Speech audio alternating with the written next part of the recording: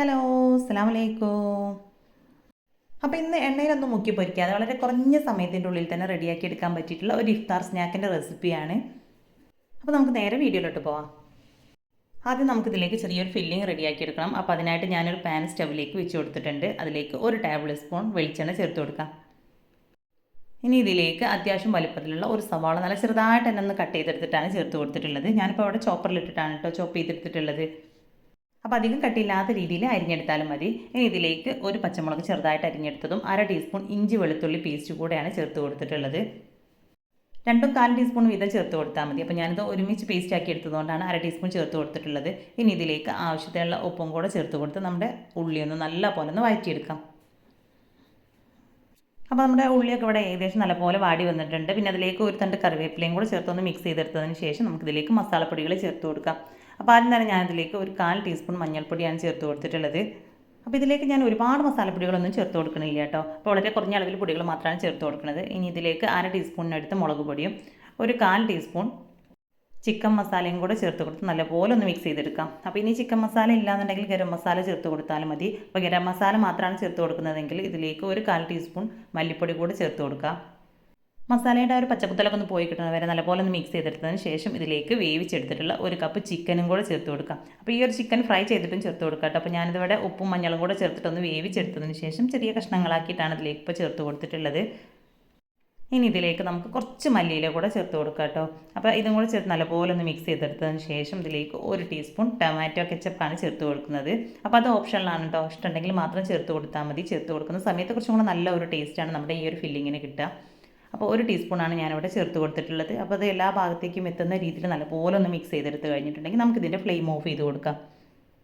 അപ്പോൾ നമ്മുടെ ഫില്ലിംഗ് ഇവിടെ റെഡി ആയിട്ടുണ്ട്. അതൊന്ന് ചൂടാറാനായിട്ട് മാറ്റി വയ്ക്കാം. അപ്പോൾ ആ ഒരു സമയത്തിൻ്റെ ഉള്ളിൽ തന്നെ ഞാനിവിടെ മിക്സിയുടെ ജാറിലേക്ക് ഒരു കോഴിമുട്ട പൊട്ടിച്ച് ചേർത്ത് കൊടുത്തിട്ടുണ്ട്.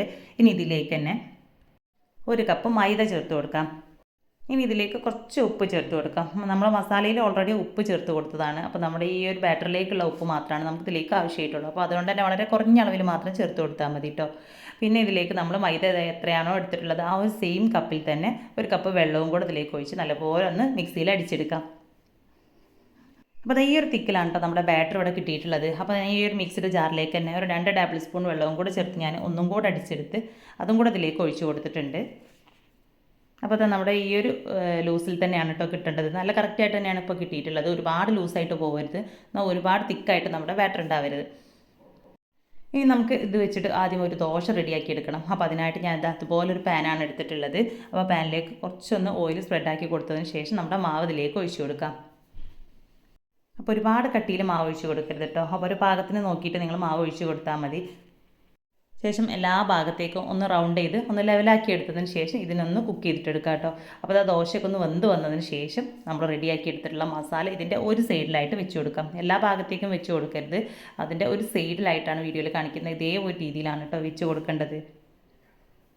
അപ്പോൾ മസാലയും വെച്ച് കൊടുക്കുന്ന സമയത്ത് ഒരുപാട് കട്ടിയിൽ വെച്ച് കൊടുക്കരുത്. അപ്പോൾ നമുക്കിത് ഫോൾഡ് ചെയ്തെടുക്കാനും ബുദ്ധിമുട്ടാവും. അപ്പോൾ എല്ലാ ഭാഗത്തേക്കൊന്ന് ലെവലാക്കി വെച്ച് കൊടുത്തതിന് ശേഷം നമ്മുടെ ആ ഒരു ദോശയുടെ ബാറ്ററിനെ അതിൻ്റെ സൈഡിലൂടെ കുറച്ചൊന്ന് ഒഴിച്ചു കൊടുക്കാം. അപ്പോൾ ഇതൊന്ന് ഒട്ടി നിൽക്കാൻ വേണ്ടിയിട്ടാണ് കേട്ടോ ഇതുപോലെ ചെയ്തെടുക്കുന്നത്.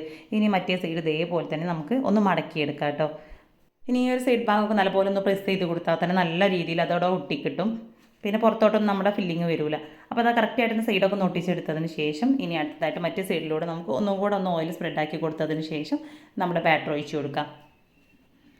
അപ്പോൾ ബാറ്റർ ഒഴിച്ച് കൊടുക്കുന്ന ആ ഒരു സമയത്ത് ഇതുപോലെ നമ്മൾ ഈ ഒരു മടക്കി വെച്ചിട്ടുള്ള ഈ ഒരു സൈഡിലാണ് ആദ്യം ബാറ്റർ ഒഴിച്ച് കൊടുക്കേണ്ടത്. അപ്പോഴാണ് ഇത് കറക്റ്റായിട്ട് തന്നെ ഒട്ടി നിൽക്കുകയുള്ളൂ.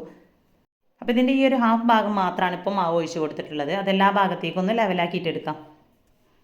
അപ്പോൾ ഈ ഒരു സൈഡ് നല്ലപോലെ ഒന്ന് കുക്കായി വന്നതിന് ശേഷം നമ്മളെ ഫില്ലിങ് ഇതിന് മുകളിലും വെച്ച് കൊടുക്കാം. സൈഡിൽ ഒട്ടിച്ചെടുക്കാനുള്ള ആ ഒരു ഗ്യാപ്പ് വിട്ട് കൊടുത്തതിന് ശേഷമാണ് നമ്മൾ ഫില്ലിങ് വെച്ച് കൊടുക്കേണ്ടത്. അപ്പോൾ അത് മുഴുവനായിട്ടും അതേ ഒരു രീതിയിൽ ഞാനിവിടെ ഫില്ലിങ്ങൊക്കെ വെച്ച് കൊടുത്തിട്ടുണ്ട്. പിന്നെ ഇതിന് സൈഡിലൂടെയും കുറച്ച് ബാറ്റർ ഒഴിച്ച് കൊടുത്തതിന് ശേഷം നമുക്ക് വീണ്ടും ഇതിനെ ഇങ്ങോട്ടേക്കൊന്ന് തിരിച്ചിട്ട് കൊടുക്കാം. അപ്പോൾ ഞാനിപ്പോൾ അവിടെ 2 ലെയറായിട്ട് മാത്രമാണ് ഇത് ചെയ്തെടുക്കുന്നത്. എത്ര ലെയർ വേണമെങ്കിലും നമുക്ക് സെയിം രീതിയിൽ തന്നെ ചെയ്തെടുക്കാം. അപ്പോൾ ഒരു 3-4 ലെയർ ചെയ്തെടുക്കാൻ ഇഷ്ടമുള്ളവരാണെങ്കിൽ വീണ്ടും മറ്റേ സൈഡിൽ നമുക്ക് മാവ് ഒഴിച്ച് കൊടുത്തിട്ട് ഇതേ ഒരു രീതിയിൽ തന്നെ ലെയർ ആക്കിയിട്ട് എടുക്കാം. അപ്പോൾ ആ ഒരു സൈഡും കൂടെ നമുക്കൊന്ന് കുക്ക് ചെയ്തെടുത്തതിന് ശേഷം ഇതിനെ വേറെ പാത്രത്തിലേക്ക് മാറ്റി കൊടുക്കാം. അപ്പോൾ ഒരു സെയിം രീതിയിൽ തന്നെ ഞാനിവിടെ വേറൊരു പലഹാരം കൂടെ റെഡിയാക്കി എടുത്തിട്ടുണ്ട്. അപ്പോൾ അതിന് മുകളിലായിട്ട് ഞാൻ ഇതുപോലെ കുറച്ചൊരു മല്ലിയില വെച്ച് കൊടുത്തിട്ടുണ്ട് കേട്ടോ. അപ്പോൾ കാണാൻ കുറച്ചും കൂടെ ഭംഗിയാക്കണം എന്നുണ്ടെങ്കിൽ നിങ്ങൾക്ക് മുട്ടയൊക്കെ ഒന്ന് സ്പ്രെഡാക്കി കൊടുത്തോ അല്ലെങ്കിൽ മല്ലിയിലൊക്കെ വെച്ച് കൊടുത്തിട്ടൊക്കെ ഒന്ന് ഡെക്കറേറ്റ് ചെയ്തിട്ട് എടുക്കാം കേട്ടോ.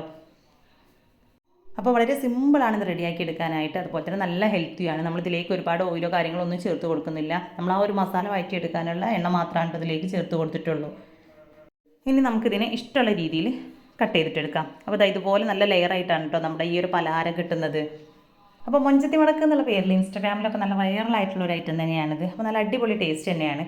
പിന്നെ ഒരുപാട് എണ്ണയിലൊന്നും മുക്കി പൊരിച്ചെടുക്കാത്തതുകൊണ്ട് തന്നെ നോമ്പ് തുറക്കുന്ന സമയത്തൊക്കെ നമുക്ക് നല്ല ധൈര്യമായിട്ട് തന്നെ കഴിക്കാൻ പറ്റിയിട്ടുള്ള ഒരു ഐറ്റം തന്നെയാണ്. അപ്പോൾ ഞാൻ ഇവിടെ 4-5 പീസായിട്ടാണ് കട്ട് ചെയ്തെടുത്തിട്ടുള്ളത്. അപ്പോൾ അടുത്തതും ഇതേ ഒരു രീതിയിൽ തന്നെയാണ് കേട്ടോ ഇവിടെ കട്ട് ചെയ്തെടുക്കുന്നത്. അപ്പോൾ നമുക്ക് ഈ ഒരു കറക്റ്റ് ബാറ്റർ വെച്ചിട്ട് നമുക്ക് 3 തരം പലഹാരം റെഡിയാക്കി എടുക്കാനായിട്ട് ഉണ്ടാവും. ഇതുപോലെ 2 ലെയർ വെച്ചിട്ട് ചെയ്തെടുക്കുകയാണെങ്കിൽ.